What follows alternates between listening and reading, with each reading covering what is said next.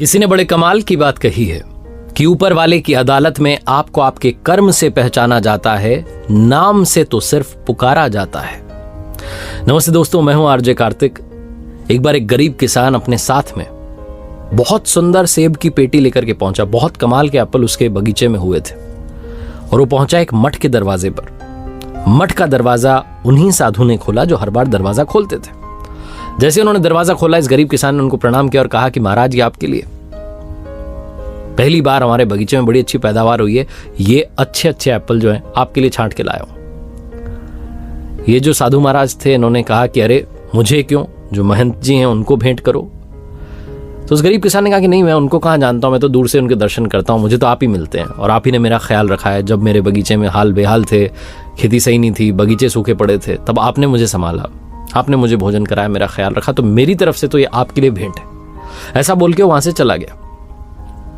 अब ये जो साधु थे, जो दरवाजे पर निगरानी करते थे, उस मठ की रक्षा करते थे, इन्होंने सोचा कि मेरे लिए तो ये नहीं हो सकते, इतने सुंदर सेब हैं, प्रभु का आशीर्वाद है, ये तो मुझे अपने गुरुदेव को ही समर्पित करने होंगे। तो वो पेटी लेकर के पहुंच गए अपने महंत जी के पास में, उनके चरणों में जाकर के रख दी कि प्रभु, एक किसान आज ये भेंट दे के गया है। ऐसा बोल के वहां से आ गए। अब महंत जी ने सोचा कि हमारे आश्रम में एक बाबा हैं जो इस वक्त बीमार चल रहे हैं, उनके लिए सेब होंगे, बड़े अच्छे हैं, बड़े सुंदर हैं, ऐसे तो हमने देखे नहीं, ये प्रभु का आशीर्वाद उन्हीं के लिए आया है। तो ऐसा सोच करके उन्होंने वो जो सेब की पेटी थी वो उन बाबा जी के कक्ष में पहुंचा दी जो बीमार चल रहे थे। जो बीमार चल रहे थे बाबा जी, जब उनके पास में वो सेब पहुंचे तो वो देखते रह गए। उन्होंने कहा क्या बात है, तो बड़े सुंदर है, कभी इतने अच्छे एप्पल नहीं देखे, इतने अच्छे सेब नहीं देखे। अब बजाय कि उन्होंने खाने के, उन्होंने सोचा कि जो मेरे लिए भोजन पका रहे हैं, जो यहां पर मेरा ख्याल रख रहे हैं, वो जो बाबा जी हैं उन तक पहुंचा देता हूं।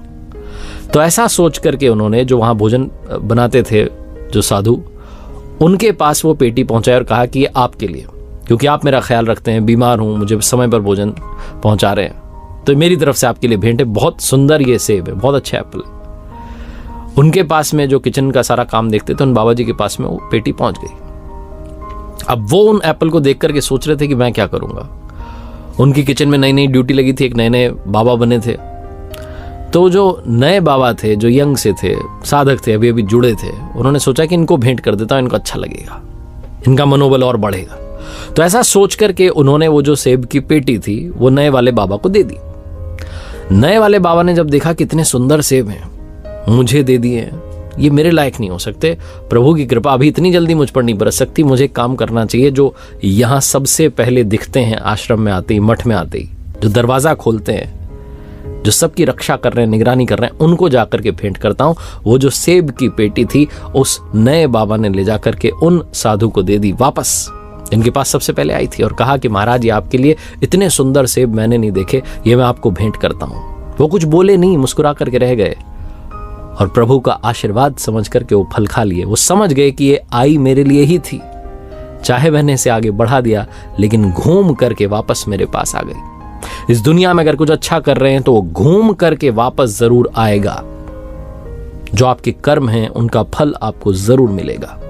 यही लॉ ऑफ कर्मा है, यही इस दुनिया का नियम है, इसी से दुनिया चल रही है।